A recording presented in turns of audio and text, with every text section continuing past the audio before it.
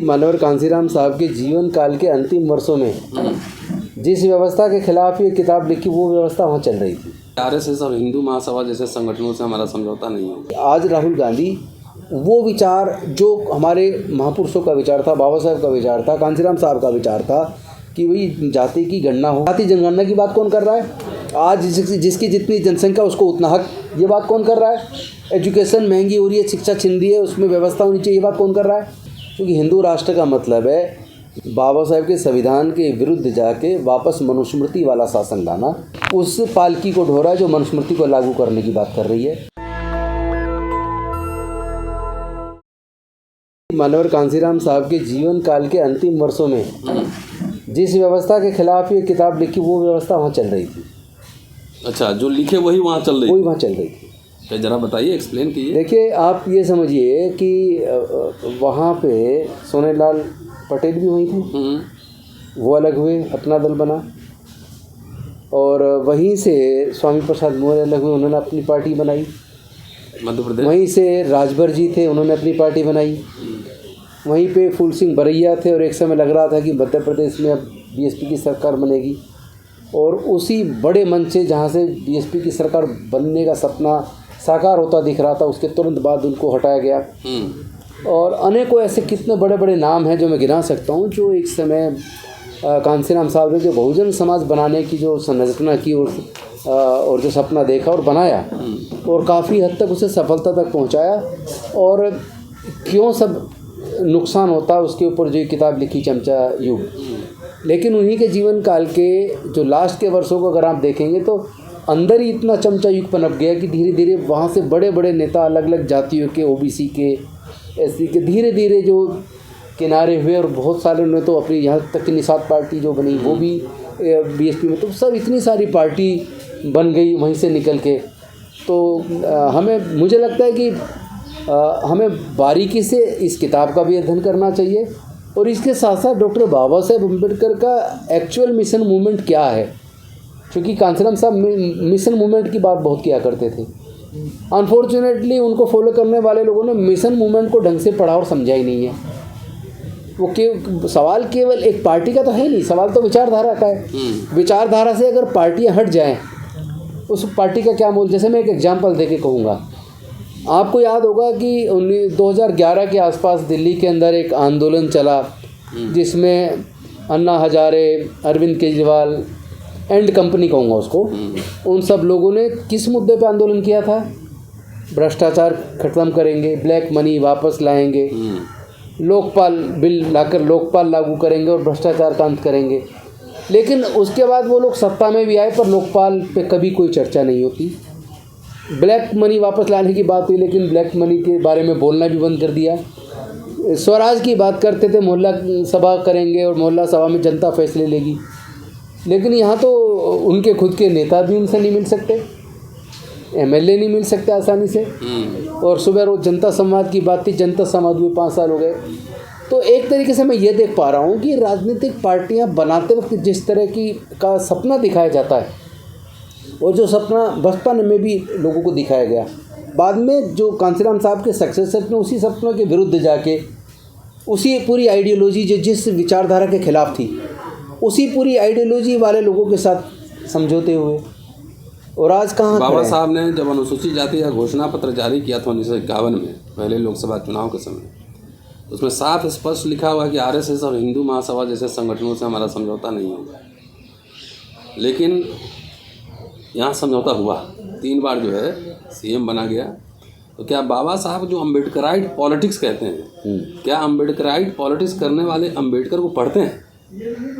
जितना मैंने अध्ययन किया है, मुझे लगता है कि बाबा साहब को ढंग से लोगों ने समझा ही नहीं है। अगर जैसे हम लोग डिफ़ाइन करते हैं, कई बार अपने भाषणों में बहुत सारे नेता बोलते हैं एजुकेट, एजिटेट, ऑर्गेनाइज।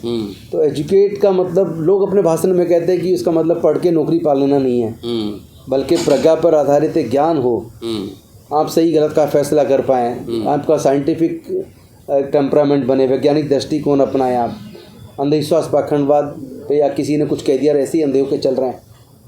तो उसकी तो एक तरह से जो एजुकेशन का मतलब बताया, हमने उसको हमारे लोगों ने उल्टा पढ़ा। उसी तरह यहाँ भी हुआ है। जब गरीब मुल्क जो था तो सब फ्री में पढ़ाई हुई, जब गरीब मुल्क था फ्री में पढ़ाई हुई और स्कॉलरशिप इतना मिलता था, लोग पूरे साल का खर्चा अपनी पढ़ाई का, अपने यहाँ तक कि 2 जोड़ी कपड़े, किताबें, वो खर्चा तक स्कॉलरशिप से निकल जाया करता था पूरी फीस देने के बाद। और आज सरकारी इंजीनियरिंग कॉलेज, मेडिकल कॉलेज के अंदर, लॉ कॉलेज के अंदर 15 से 20 लाख रुपया खर्च होता है। नहीं है लोगों के पास पैसा, पढ़ाई छूट रही है। कहाँ है हमारी वो राजनीतिक पार्टियाँ? क्या बाबा साहब दे कर गए, क्या छिन गया, क्या इस पर सोचेंगे? नहीं। एक लाइन बड़ा दलित लोग यूज करता है जी कि देश का हुक्मरान बनना है, शासक बनना है, दलित की बेटी सीएम पीएम, ये सब चलता है। और एक बाबा साहब के एक भाषण को कोट कहीं से किया जाता है जी। वो भाषण है मद्रास का 1944 का सितंबर, और आखिरी पैराग्राफ में बाबा साहब लिखते हैं कि हमें गवर्निंग क्लास बनाना है, शासक समुदाय, हाँ, इंडिविजुअल नहीं। हाँ। और उसका सूत्र भी वो दे रहे हैं, हायर एजुकेशन। तो ये पूरा दर्शन दलित अपने बल पे नहीं बन सकता है जब तक कि आप सोशल कोलैबोरेशन नहीं करेंगे, पॉलिटिकल कोलैबोरेशन नहीं करेंगे। क्या विजुलाइज कर रहे हैं कि अपने दम पे दलित जनाधार वाली पार्टी, अब तो बहुजन भी नहीं है, बहुजन तो मिथ है एक तरह से, बहुजन जन कुछ नहीं है, वो सर्वजन हो गया, आप सब चलिए। क्या बन सकता है? क्या बाबा साहब को उल्टा पढ़ा दलित लोगों ने? शासक समुदाय का मतलब है इंटेलेक्चुअल, पत्रकार, वकील, industrialist, businessman, intelligentsia, political scientist, ये होता है ना पूरा। जैसे अभी ओबीसी प्राइम मिनिस्टर है, लेकिन आइडियोलॉजी चल रहा है पूरा ब्राह्मणिकल आइडियोलॉजी। यस बिल्कुल बिल्कुल जी। देखिए, आप इसको ये समझिए कि बाबा साहब के विचार को आपने पूरी तरह मिसकोट किया है। नाम बाबा साहब का ले रहे हैं और काम उसकी बिल्कुल विचारधारा को उलट कर रहे हैं। यही सब जगह हुआ, बाबा साहब को ठीक से पढ़ाई नहीं, जितनी ये बहुजन अपने आप को पार्टियाँ बोल रही हैं। आप देखिए वो जहाँ जहाँ चुनाव लड़ रहे हैं क्या हो रहा है। पहले पार्टी को चंदा मिलता था 10-10, 20-20 रुपये, तब हमने भी पर्चियाँ कटवा के जमा की हैं, उससे पार्टियाँ चला करती थी, तो अपने विचार पे अड़ भी जाते थे। लेकिन आज अगर आप हेलीकॉप्टर में जाके प्रचार कर रहे हैं, गाड़ियों का काफिला चल रहा है, लाखों करोड़ों की गाड़ियाँ चल रही हैं, तो पहले तो लोगों को समझना चाहिए कि इतना खर्चा जब जनता नहीं देगी तो आ कहाँ से रहा है। और अगर जिसके पैसे से हम पार्टी चलाएंगे फिर उसके सामने क्या हम अपने विचार को आगे बढ़ा पाएंगे? तो ये बहुत सारा मिथ है, बहुत सारी चीज़ें जो पर्दे के पीछे चल रही हैं, जो लोगों को दिख नहीं रही हैं। क्योंकि हमारा भोला समाज है, भावुक समाज है, उसे भोला भावुक को इतना भावुक है, इतना भोला है, उसे सपना दिखा दिया हुक्मरान बनने का। जैसा आपने कहा कि जो इलीट क्लास, जो हमें जो एजुकेशन का जोन सा रास्ता बनना था, यानी पॉलिटिकल एक जो क्लास बनना था, उस पॉलिटिकल क्लास का मतलब ये नहीं था केवल हम MP MLA बन जाएं, क्योंकि सत्ता में ताकत जो है वो केवल MP MLA के पास नहीं है। करेंगे क्या? वो तो केवल लेजिस्लेटर है, वो तो सरकार के 4 महत्वपूर्ण अंग में से एक ही हुआ। लेकिन चीज़ों को आगे बढ़ाने के लिए एग्जीक्यूटिव भी चाहिए। एग्जीक्यूटिव में सीनियर लेवल पे हमारे लोग है ही नहीं, क्योंकि उसका ब्यूरोक्रेसी में सिलेक्शन ही जाके दूसरी तीसरी दफ़ा चौथी दफ़ा होता है, तो उसमें बनेगा वो जो सीनियर लेवल पे है। तो आपका जब आप सिलेक्शन ही आपका 28-29 साल की उम्र में आके हो रहा है, और जिसका 22 साल की उम्र में सिलेक्शन हो रहा है, IAS बन रहा है, तो फिर ऊपर तो बॉस वो बनेगा। और एक मिनट मैं बात आपकी पूरी कर दूं, जहाँ जो कहना चाह रहे थे, ब्यूरोक्रेसी के साथ साथ judiciary, supreme court, high court के अंदर आपके जजेज नहीं हैं। और चौथा बड़ा मजबूत स्तंभ जो आजकल मीडिया ट्रायल चल रहा है, जिससे कोर्ट तक भी प्रभावित हो रही है, तो मीडिया में आपका कुछ भी नहीं है। आपकी बात, यानी मीडिया लोगों के दिमाग को प्रभावित कर रहा है, मीडिया से न्यायालयों के जजमेंट बन रहे हैं, चुनाव प्रभावित हो रहे हैं मीडिया से, और मीडिया में आपका कोई है ही नहीं। तो फिर आपने कौन सा वो हुक्मरान क्लास बनाओगे जब मीडिया आपके पास नहीं है, जुडिशरी में आपका रिप्रेजेंटेशन नहीं है, ना मीडिया में ना जुडिशरी में, और ब्यूरोक्रेसी में टॉप लेवल पे नहीं है, और आप फिर इंडस्ट्री में आप कहीं नहीं है, ट्रेड में आप कहीं नहीं है, नेचुरल रिसोर्सेज आपके पास नहीं है। तो आप अगर MP MLA बन भी गए तो आपका तो पॉलिसी बनाने वाला तो वही है जो आपकी विचारधारा के खिलाफ काम कर रहा है। फ्रीशिप खत्म, फेलोशिप खत्म। अरे आप कर भी लोगे, मान लो आप बन गए मुख्यमंत्री, आपने कोई पॉलिसी बना के किसी तरीके से ज़बरदस्ती लगा के धमका सटका के पास करवा भी दी, वो एक छोटी सी PIL लगवाएंगे और कोर्ट से स्टे होगा, आपकी 5 साल की सरकार कब में चलेगी पता भी नहीं चलेगा, लेकिन PIL डिसाइड नहीं होगी। तो पहले तो लोगों को समझना पड़ेगा कि एक्चुअल में सत्ता के ताकत के जो केंद्र वो कहाँ हैं, और उन केंद्रों को कैसे आप उसमें हिस्सेदारी अपनी बना सकते हैं। उसमें जो इंटेलेक्ट चाहिए, जो प्रोफेशनल्स चाहिए, आपने अपने बच्चों को आप BA में करा रहे हो, उससे बन के क्या कर लेगा कोई?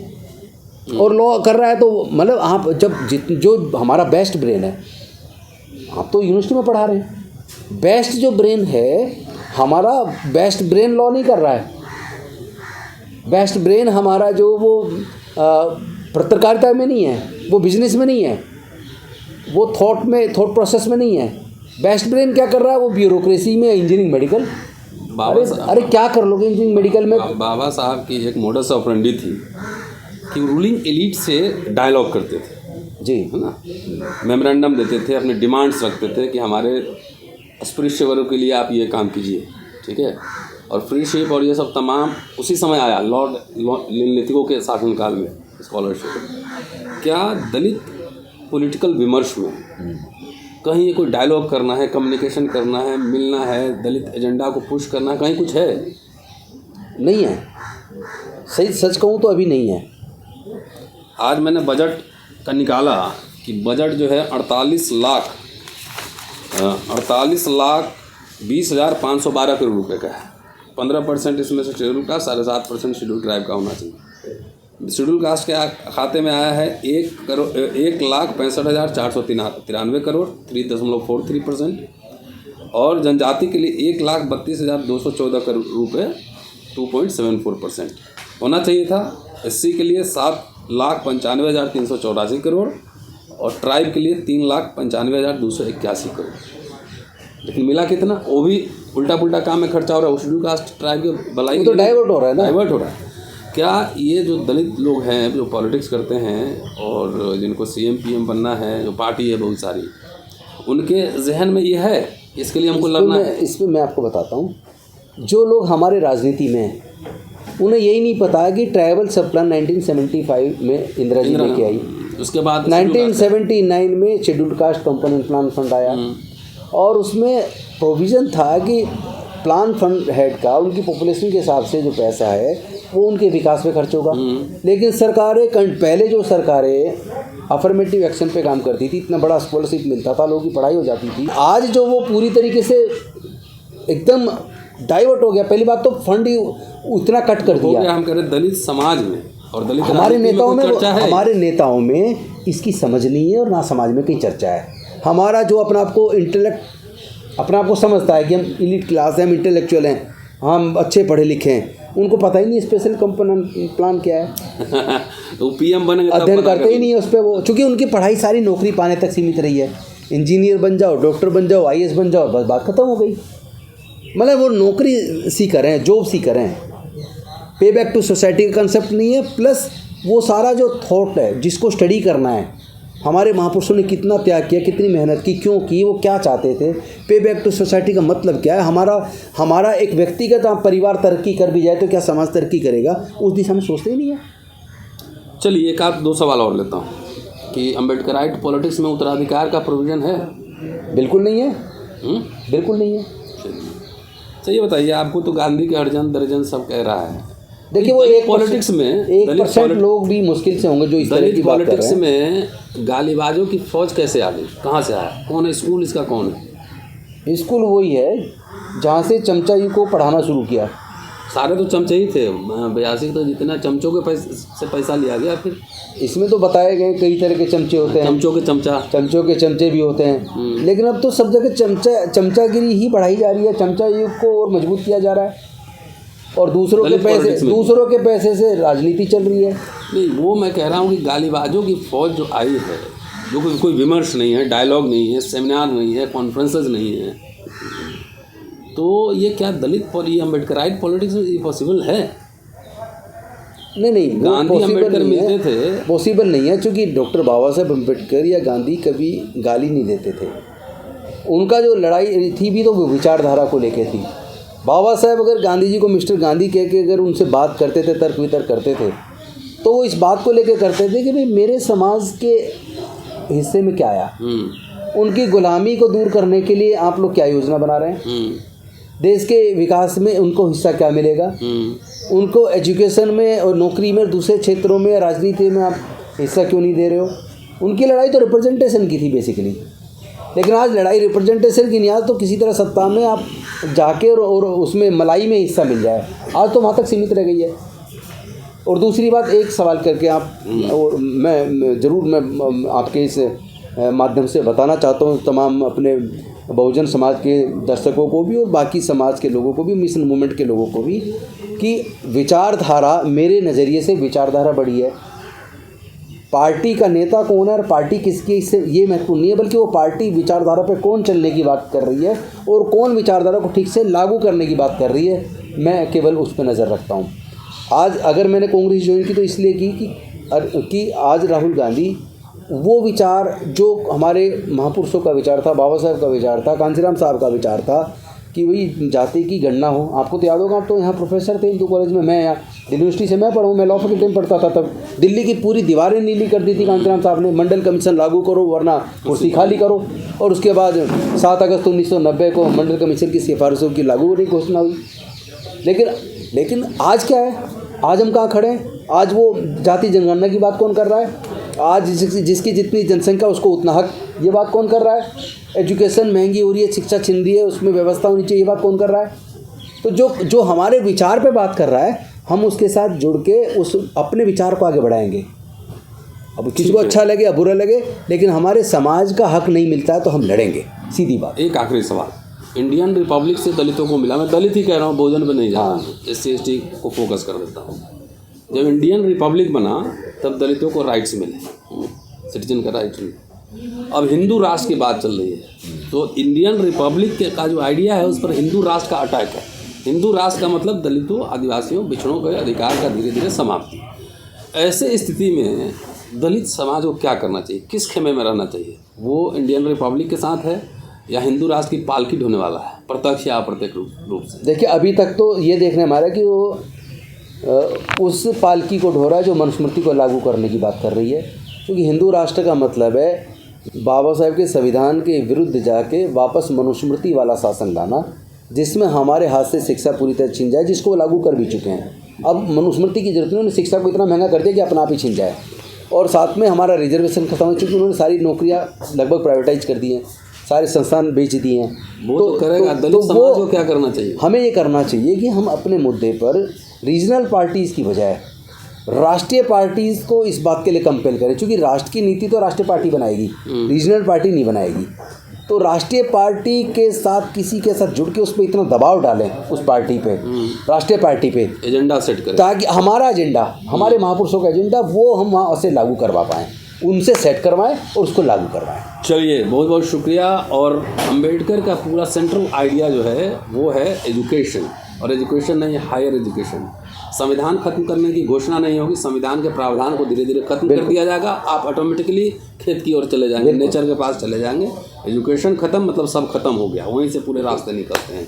तो क्या करना है, आप बेहतर हैं, समझदार हैं, लेकिन विमर्श जारी रहना चाहिए। और दलित राजनीति में गाली गलौज की जो परंपरा आई है, ज़रा सोचिए इसके जिम्मेदार कौन लोग हैं। पिताजी के पेंशन से जो है जीन्स पैंट पहन के घूमना है और सिर्फ नारे लगाने हैं। शुक्रिया, देखते रहिए।